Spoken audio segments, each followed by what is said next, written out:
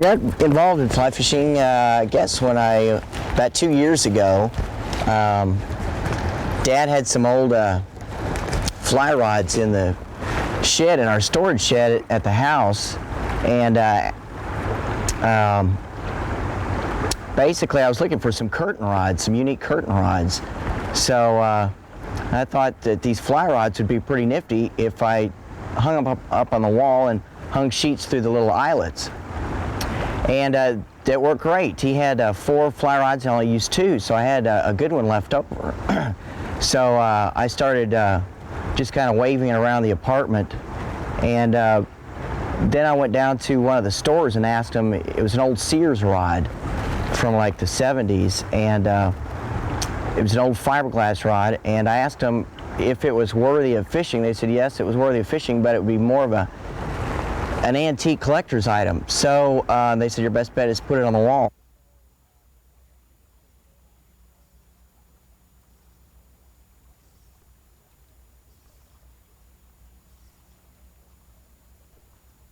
So I went ahead and purchased a modern day graphite rod for about $75, and this is the reel that I got.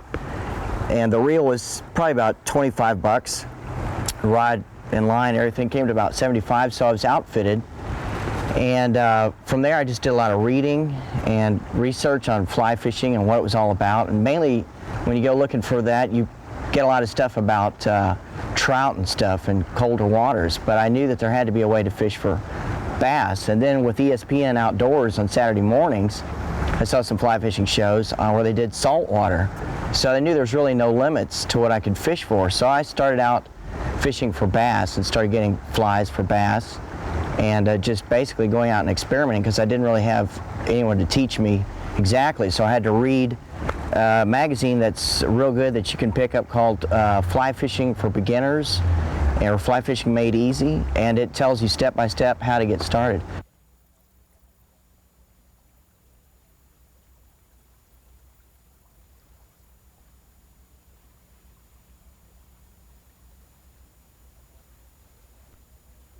Dad always took us out when we had the old bait casters, and I started out cane poling for perch, and that was a blast.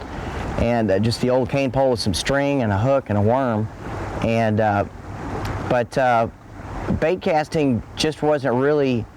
Everybody did it because it is a lot easier to cast, and being an artistic sort myself, fly fishing was just a natural, graceful way to fish. Even if you don't catch anything, it's fun just kind of working that line back and forth. It's just, and practice makes perfect. So you're always practicing. So you're never out there fishing for no reason.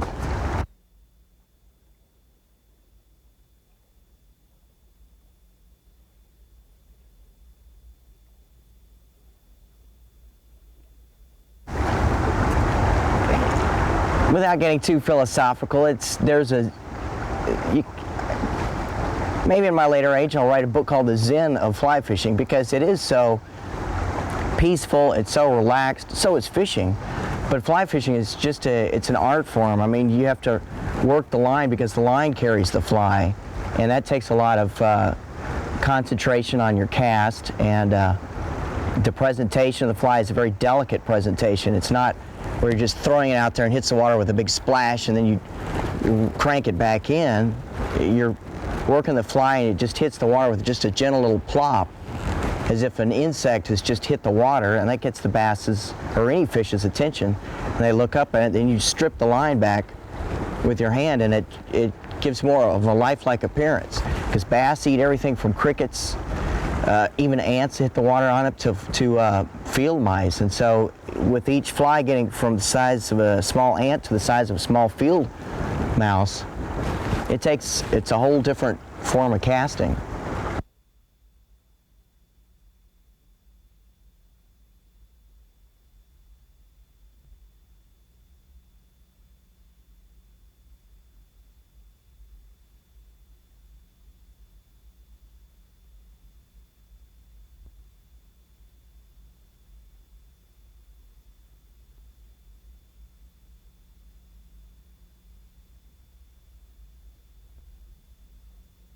Basically, just speaking from a novice point, from what I've learned so far, you've got the basic cast where you're putting line out in front of you, and then it's kind of like having a bullwhip. I mean, the same thing. It's that snap, but you don't want the line to snap because that'll pop your fly right off there. But it's that same. You get your line speed up because your line is pulling the fly. The weight of the line pulls the fly out there, not the bait pulling the line, as in bait casting or spin casting. So your basic cast is just an overhand cast where you're trying to get line speed up and distance. Then you get to things like rollover cast, which is a type of what we call mending the line. And a rollover cast is where you get your line laid out on the water, but you don't have a lot of room behind you. You've got trees, shrubs, what have you. So you'll pick the rod up so that your rod is straight up and the line is going down to the water.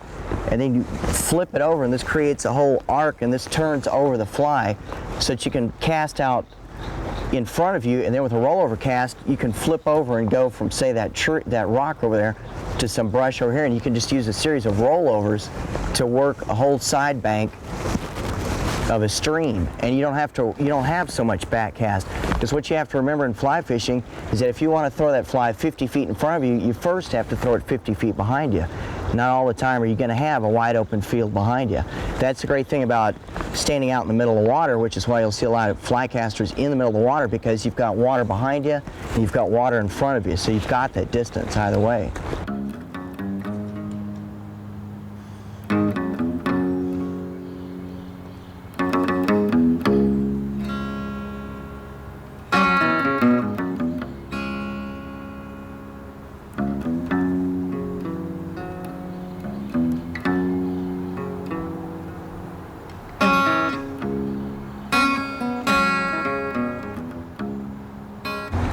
Let's say that you see a nice little pocket of water under some trees, like what's over there in the distance.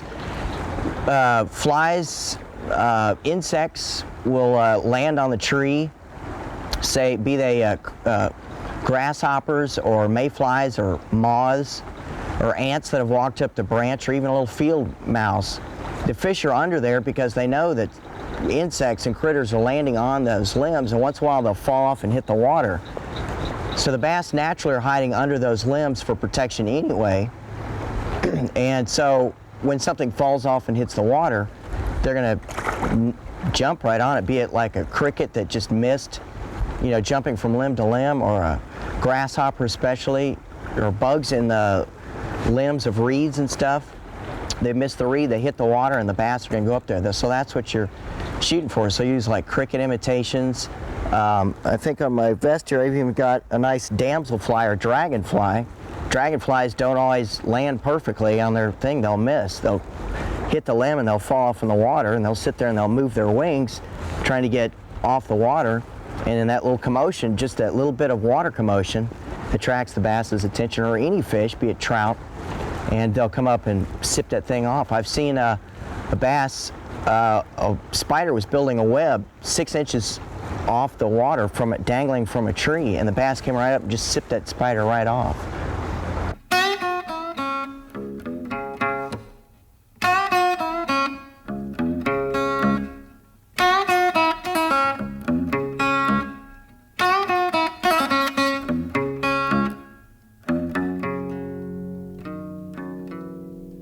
You even got minnow imitations. I think here's a good little minnow imitation right here. It's just a basic, just kind of looks like a minnow. It's got the little white, little silvery sheen to it.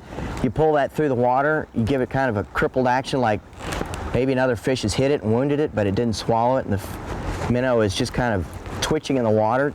That gets the bass can feel these underwater vibrations, and they can sense that something's up there struggling, and they'll come up there and hit it. So you can use topwater flies, such as terrestrials, insects that have hit the water and are stranded, crippled minnow imitations, or you can even use, bass will even hit perch, so you can even use a perch-like imitation or something like this, which is a larger minnow. It's got that same silvery sheen to the edges, and they'll pull that through the water and they'll jump on that.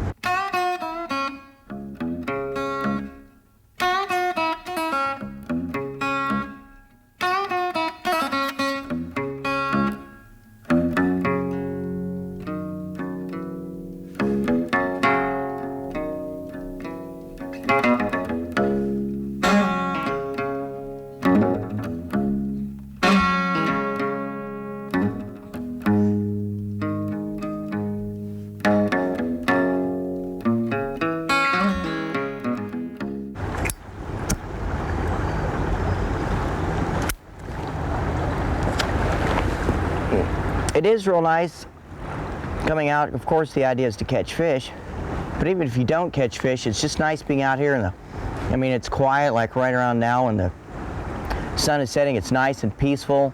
The water behind us has just got a nice glassy sheen to it. Everything is it's very serene, very quiet, very relaxed. You don't have bills to pay. You don't have a telephone to answer. You don't have anyone to answer to. You call your own shots. I mean, you've got several hours and there's absolutely nothing to do but fish.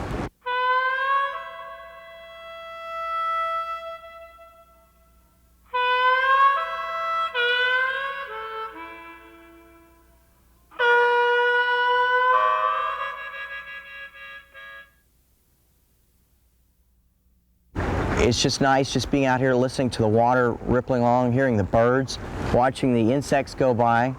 If there's a lot of just in this small period of time, I can see a couple dragonflies skating around the surface of the water. At this time of the evening, the insects are much more active, and so is the feeding for the fish because they know the insects are out.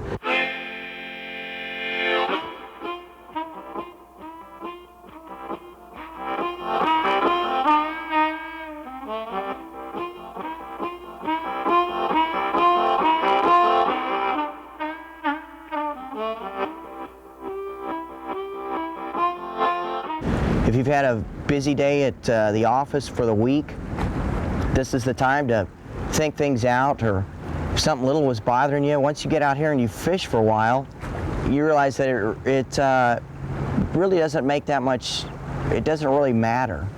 Things that seem like so intense when you're in them, in day-to-day life, traffic jams and stuff, that really get your stress going up. This is the greatest way it's a great stress reducer, drug-free. You don't have to drink, you don't smoke, you can smoke. It's nice to have a cigar when you're fishing, but it's just natural. It's just getting back in touch with nature, what really matters.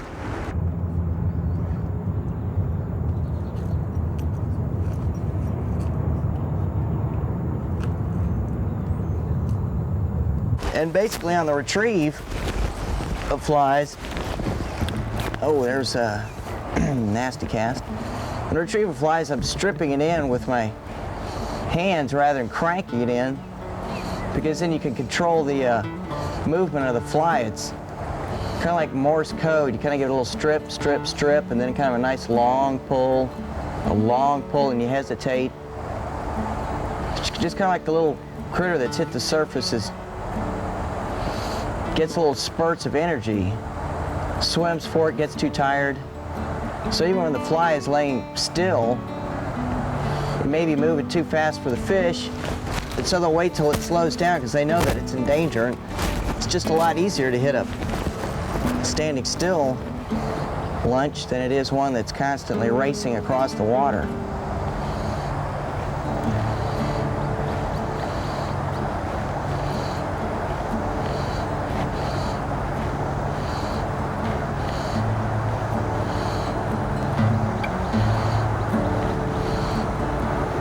Oh yeah, here comes a nice big bass. I can see him, he's just under my fly, and let's see if he takes it. He sees me, so he may be just a little nervous. He sees the fly, he's directly under the fly. Give it just a little twitch.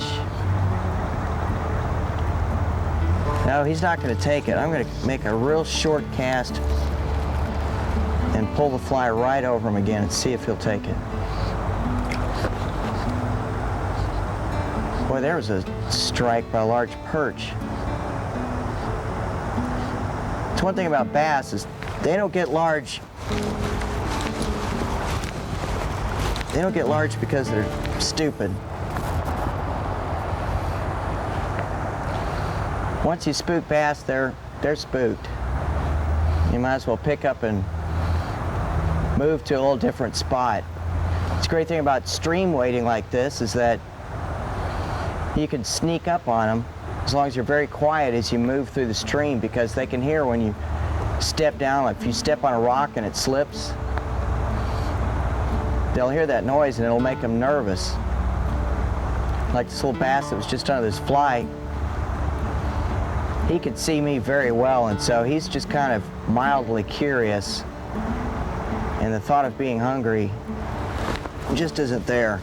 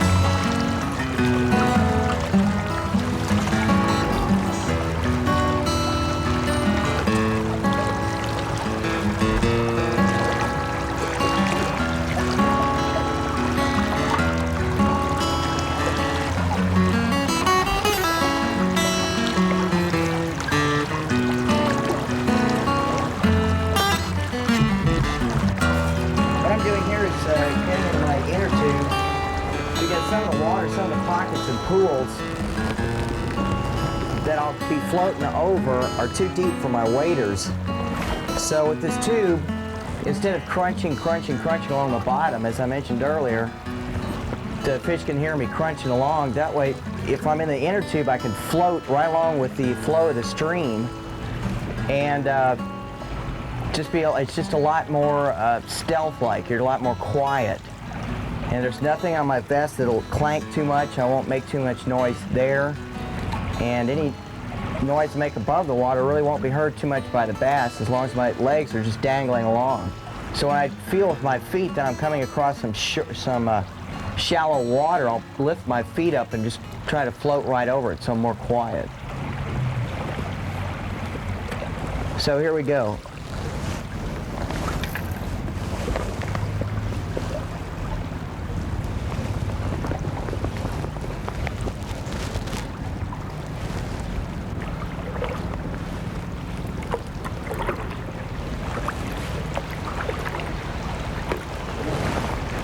With the water being so nice and still,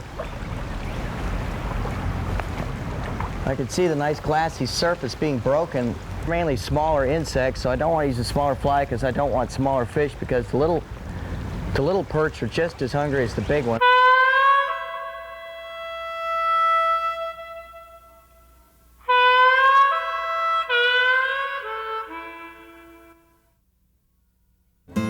It's real brushy along this creek edge, and I can't cast. And the big fish are out a little bit deeper looking for the small fish who are hugging the shorelines for protection. And this way, if you get out deep, then you get like on the opposite side of the creek, then you can put your fly up against the bank and then pull it out into the deep water. The big fish are hanging out there looking at the bank, and you're behind them, and they see a little morsel come out, and they go zipping over to the bank and nab it. So that's the advantage of a float tube. Plus you're not tromping along, disturbing stuff along the bottom, kicking up a lot of silt like I'm doing right here, because I'll be floating over it rather than constantly stepping down, because fish can hear very well underwater.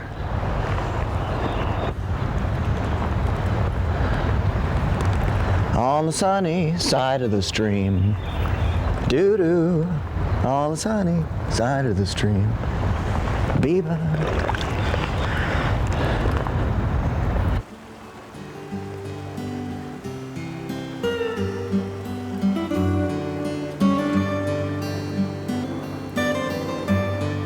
It's not the quickest way to get around, but we're into stealth, not speed.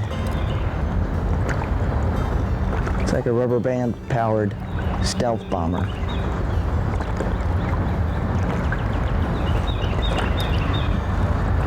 In theory. Here's a submerged tire, no doubt from some other float tube fisherman who just had the right idea, wrong equipment.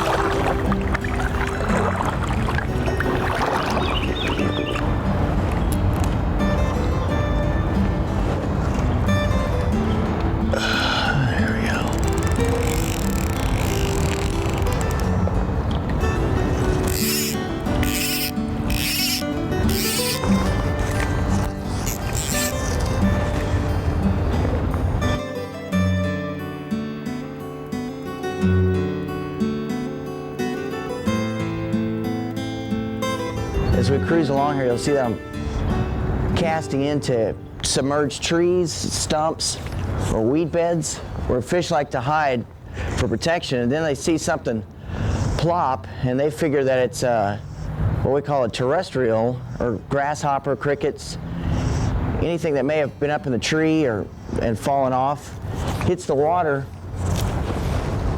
so they zip out from their cover and eat it.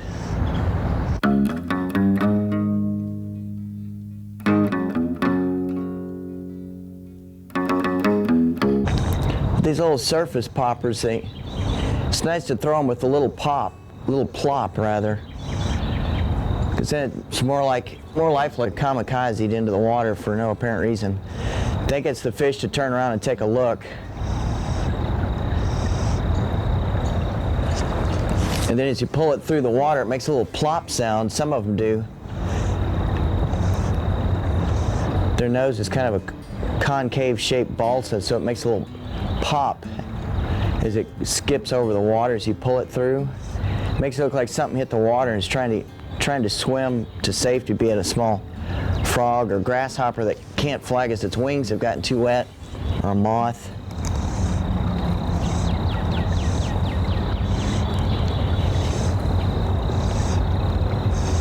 I think that's why people get eaten by sharks. They fall in the water, they start splashing around. I'm using a pretty heavy fly rod, relatively. Fly rods range in weight from 1 weight to 15.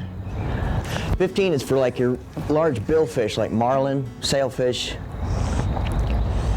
And then you might drop down to a 10 or 11 weight for like tarpon. This rod is a nice rod for me because it'll handle any size bass. Plus it's a nice crossover rod for when I go saltwater fishing down off Rockport area, going for specks, speckled trout, and redfish. There's a strike. So I got one that was a nice medium range.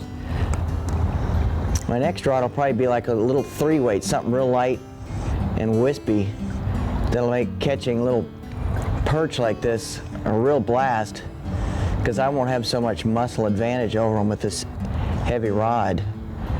So it'll make the fight a little bit more exciting. You can even catch very large trout. They're called stream rods because they use them up north for little streams that have some, good 8 or 10 pound trout that are just kind of living there. But there's too much brush for a larger rod, so you have to get these little 6 foot, like this rod right here, the 8 weight is 8 feet 9 inches long, and a little 3 weight rod, or 2 or 1 weight, can get as small as short as 6 feet. Oh yeah, oh.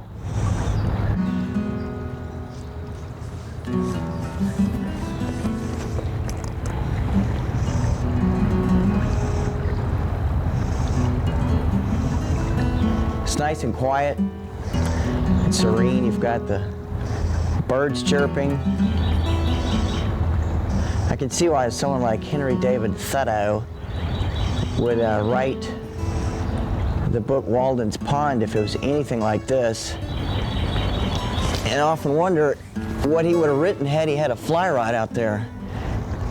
It's just so quiet, no traffic, no bills to pay, no phone calls to make.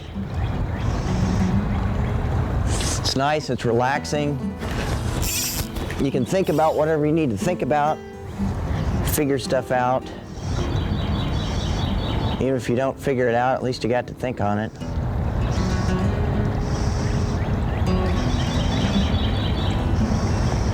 It's just kind of silent bliss until, of course, you catch something. Then the adrenaline starts racing and everything suddenly seems to get louder. Fish splashing in the water, breaking the silence. It's great. Hopefully we'll have a fish break the silence any second now. I'm ready. Water's, oh yeah. Oh yeah, we got one. Nope.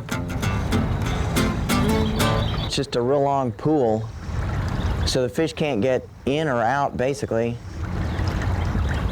So they just kind of sit in here and get bigger and bigger, or get eaten, if they don't get big enough, quick enough.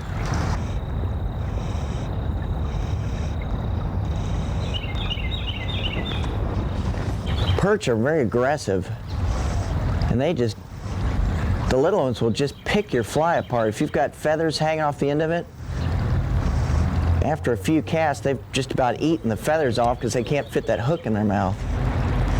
And they make these great leaps and dives. Oh, there was a hook up and I missed it.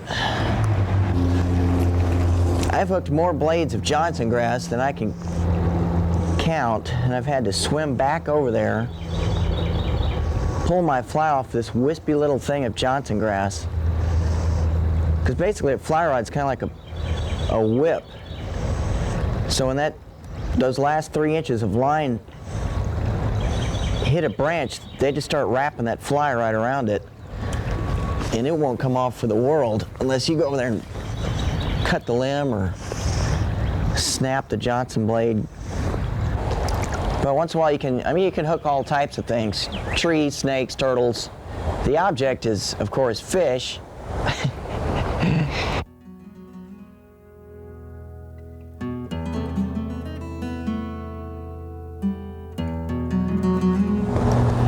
One thing about fish, though, they don't get big from being stupid. They get big from knowing what to eat.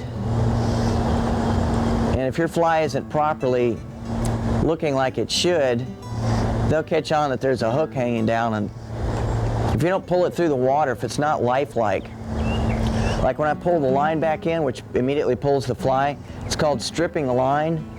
So I'll give it kind of like a Morse code effect. I'll give it kind of like a pull and a tug, tug, tug, and a pull, and then I'll hesitate, and a tug. Just kind of sporadic, like there's something that's just kind of, it's hit the water and it's disoriented because it just crashed in the water. It's not sure which way it's going to go. It's a little confused since it was once flying and now it's swimming, which it wasn't designed for. That gives the fly a much more lifelike presentation. And that's what it's all about, because if I just threw this fly in here and just cranked it back, I wouldn't get any results. Obviously, if I pulled it back too fast, no results. If I just threw the fly out there and let it sit, I might get results, but if it's just sitting, fish might think, well, that little cricket is dead, and it's obviously been dead for some while because it's not struggling. You just don't want to eat old produce.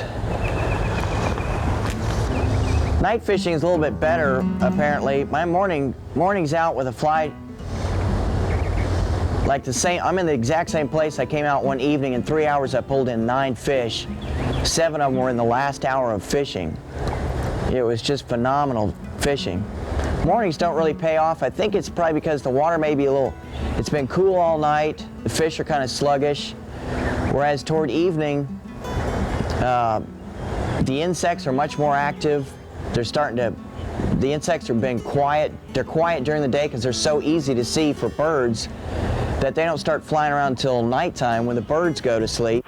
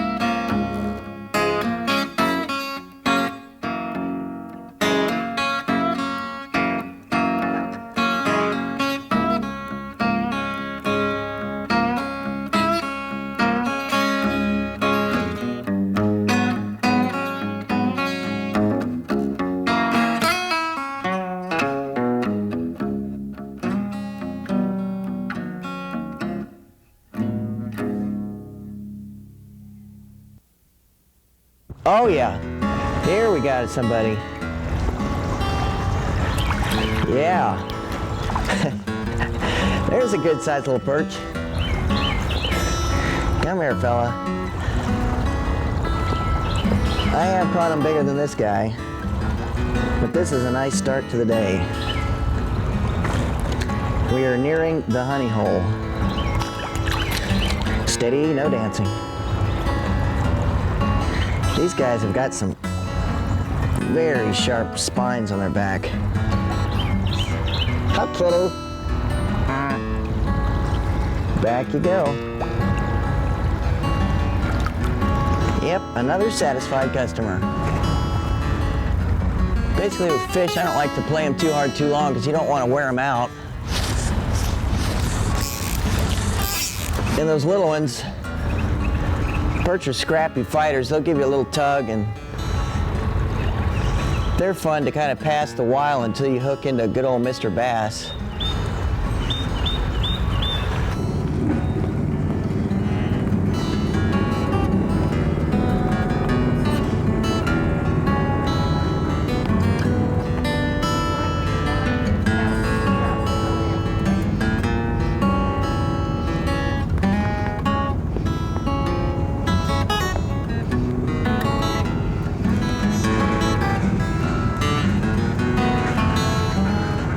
Perch will eat just about anything if the hook is small enough. Don't want to get it too big. This is a white bass fly. Good thing about having a large hook is that even though I get a lot of bumps by little guys, I don't hook them unless it's something that's seriously large enough to swallow that hook. And that's what we're out here for, is serious fish.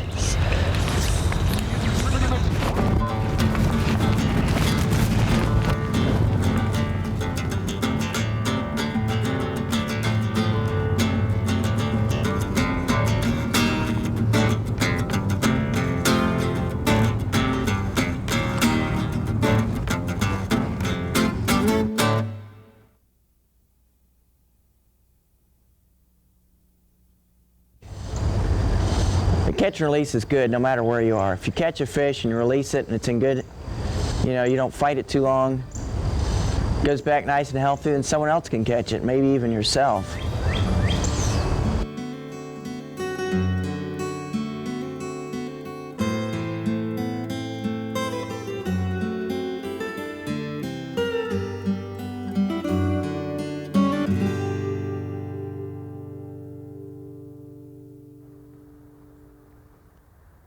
Stream fishing is great, especially great in Texas. Like if you know someone who's got a creek with a nice deep pool in it,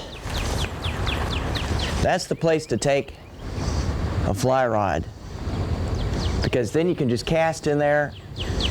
Chances are there's no pressure, no fishing pressure, because everyone figures, if I want to catch big fish, I'm going to the big lake where the big fish live. And if you think about it, these little creeks that have these nice long pools, such as the one we're in, there's no fishing pressure because everyone's blown it off. So the fish basically just kind of hang out in this water and eat and eat and eat. And you can catch some of the largest perch in some of the smallest creek holes, which I never realized until I took up fly fishing. Of course, to get to these fish, they're a lot spookier because they can see just about everything, because the creeks are usually, a good pool maybe 5 feet deep on the average at best. And so they've got a good view of everything in all directions. So that's why a fly rod comes in handy, because rather than crashing the surface with this huge lure that's got all these treble hooks and rattle traps and all this other garbage on it, you just flip out this, it's just a nice delicate presentation, just a nice little plop on the water that just kind of gets the fish. It doesn't spook them as in, oh my God, what's behind me? They just kind of turn around just out of mild interest, as in cricket or mayfly. Sure enough, there's a nice little mayfly pattern sitting there. And they just turn around and just nail it.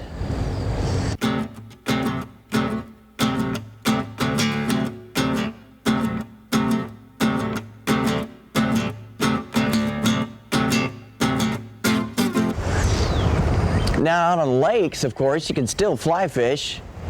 All the more better. I mean, because if there's large fish, well, we've got large rods and large flies. They even have some what they call a little field rat imitation. It's probably about 1.5 inches long, and it looks just like a little field mouse.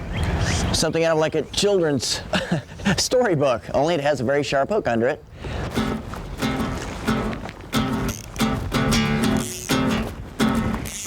But if you sit there and pull on it, make it look like a rat that hit the water and is struggling to swim back to shore, that's all Mr. Bass needs to know.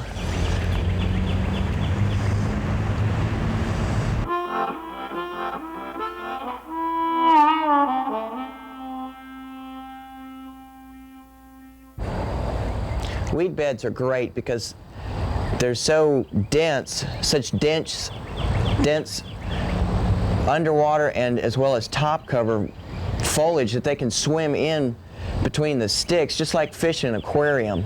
That's why you put plants in there, because it gives them some sense of protection, and they can hide up in those sticks. So you throw something right there at the edge of it and pull it out toward water, and they see it hit and they watch it swimming out toward deeper water, so they come flying out from their cover, because suddenly they're not worried about being eaten. They're thinking more about their empty stomach. They zip out there and nail that fly that's zipping along through there.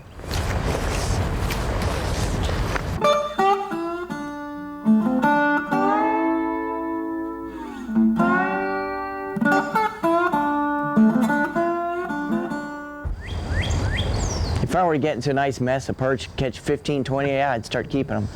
But bass, especially if you catch a real monster bass, it just seems to be a shame to take it home and slice it up and eat it. Especially after the fun you had on a fly rod catching it.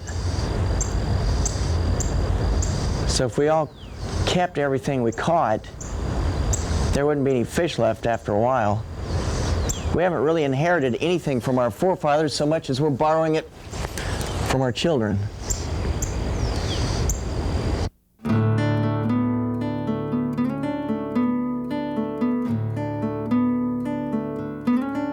It's very artistic in that it's just a very graceful motion. You're always busy.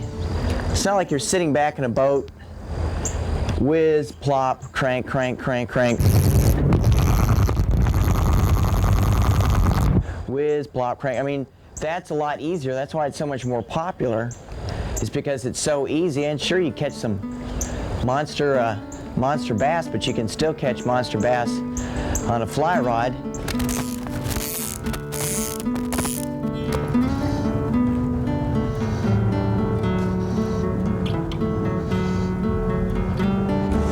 Where was? Oh, look at that! I caught a tree.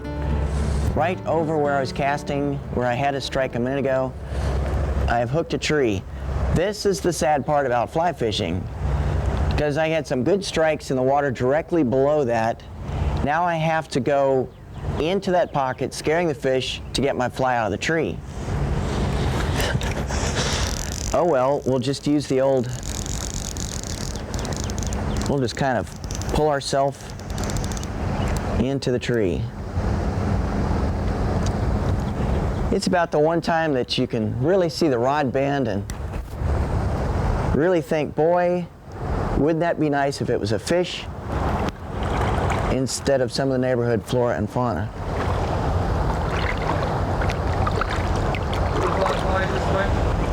I did when I first started fly fishing. I lost, I think in about 1 hour's time, I lost about 6 flies, because I had very little idea of what on earth I was doing, because I didn't have anyone teach me proper. So I kind of learned it the hard way.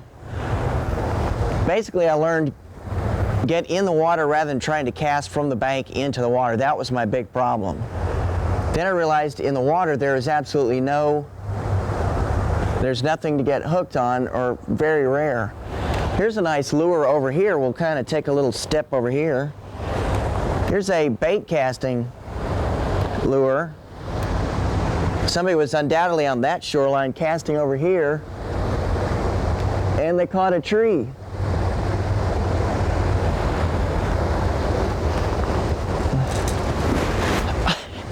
Spider-Man, Spider-Man.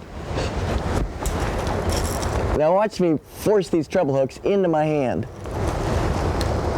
That's a nice lure. I've got a buddy of mine that would appreciate this. This topwater lure has got a total of 9 hooks hanging off of it. All of them have barbs.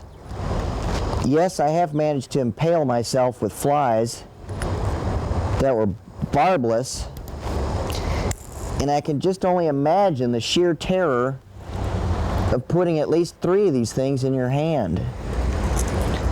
That's not my idea of a fun Saturday afternoon.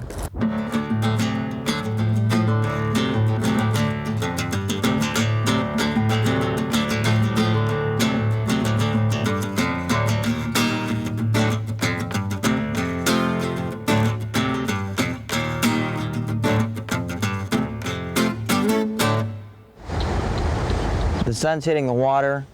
I can see all the insects flying around. Now I understand. It's another thing why fly fishing was originally intended for trout, because trout hang underwater and they eat. They just gorge themselves on insects. A lot of them actually are born underwater and may stay underwater for a day or several months, depending on what species they are, and then they drift to the surface, open up their wings and fly away, be it mayflies or...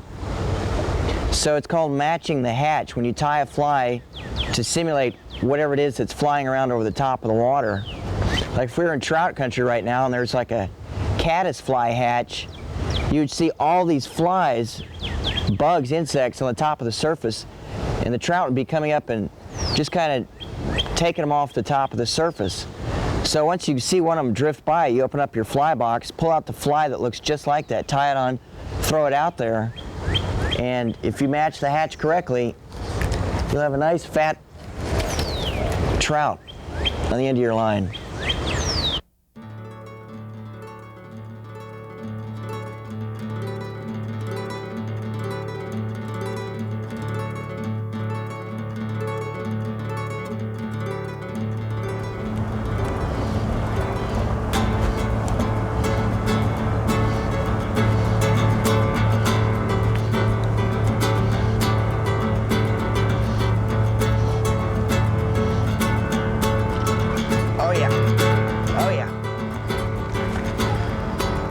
This one's mine. I gotcha. Yeah, nice, good, strong tug. We either got a nice little perch or a small bass. Looks like it's a little perch.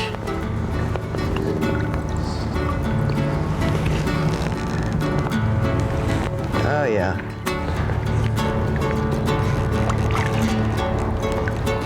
There we go. Hello, Junior. Not a bad fish. Not a bad little guy at all. Palm size, that's about the average perch size. A lot of fun on a fly rod. The lighter the fly rod, the better the tug when you get something that size.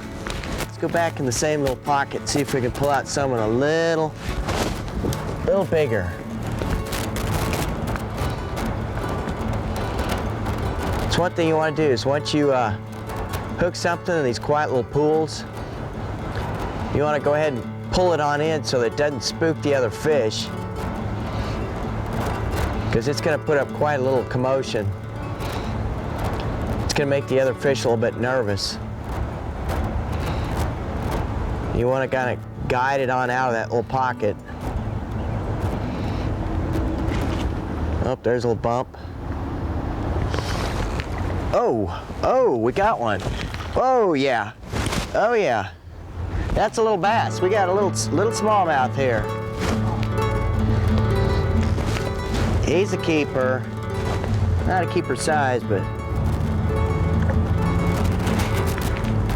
oh yeah, getting a little tangled up in some weed stuff here.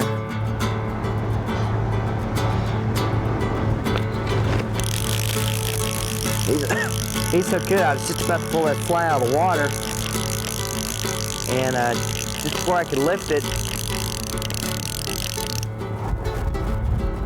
oh yeah, you tell the difference between perch and bass almost is that perch really strike it a little bit different than the bass does, and the bass is a little bit different. It's kind of hard to describe. There he is. Nice little smallmouth. Oh yeah. Took it right in the lip. There's a nice. Now the feeding's starting to pick up. Isn't that pretty? That's a beautiful, that's a nice bass. Nice little smallmouth. And it's small, it's not gonna win any trophies or anything. It's well under a pound. It's got a nice big mouth. There you go, Junior. Let you slide back in there. Away he goes. It's good to see a little baby bass in here. Oh, there's a nice surface strike, but it missed it. Up. Tried it again and missed.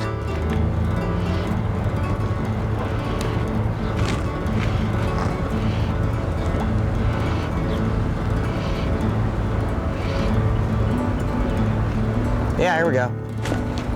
It's a very tiny one. It's probably the world's smallest fish. And I caught it. Yes, it's a very small. Not much bigger than the fly. And oh, what a fight it was. Due to the magic of video editing, this small fish I've been playing for the last 37 minutes, and now I've managed to pull it into the boat. Unbelievable display of power, grace, and natural beauty.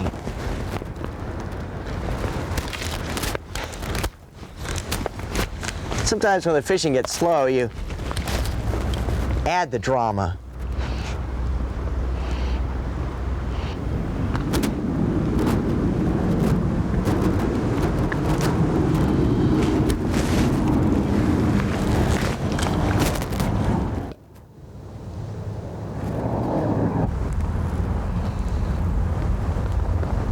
Oh yeah. There's a, oh yeah, oh man, here we go. Oh my God, this is a big one, folks. This is a good one. It's, oh man, this is what it's about. This is it, oh, yes. Have you ever seen a bluegill this big? Oh yes. Yes, sir. This is what fly fishing is all about. Oh, yeah. Well, let's see. Somewhere up there, a nice little scale. That is an easy pound bluegill. And these little pockets like this, jeez. That is a monster. This isn't exactly a bluegill. This could be some, there's so many species. Bass are actually bluegill. And there's a whole wide range of these little guys.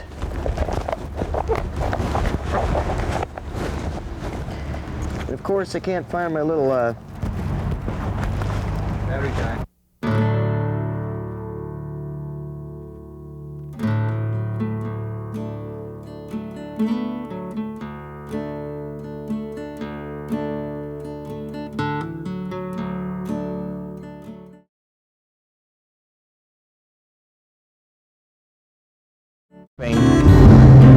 For a real-life adventure.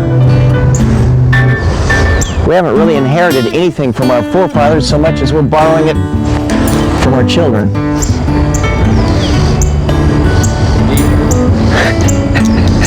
I stole that out of a children's bookstore yesterday. you see any fish in that water? Where was it? Oh, look at that. I caught a tree. Right over where I was casting, where I had a strike a minute ago. I've hooked a tree. This is the sad part about fly fishing. Whoops, not again. Thank you. Oh. Excuse me? Snake alert. Where? It's right way down here. You're going straight down my up to now. How big was it? Really? Yeah. It was right.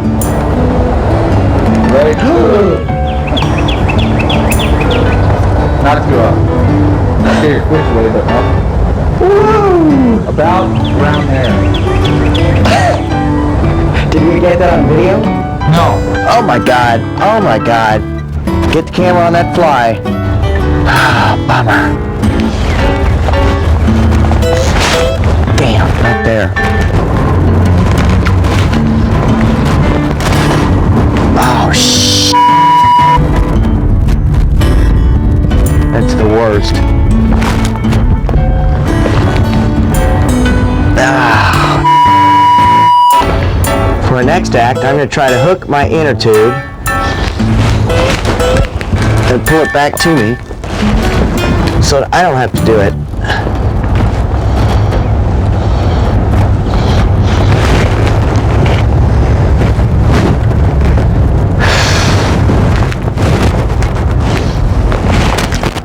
Shoot. We're losing our concentration at this point. Buddy. Do a lot of thinking out here? Yes, I do. Do what? Do a lot of thinking? Was that the question?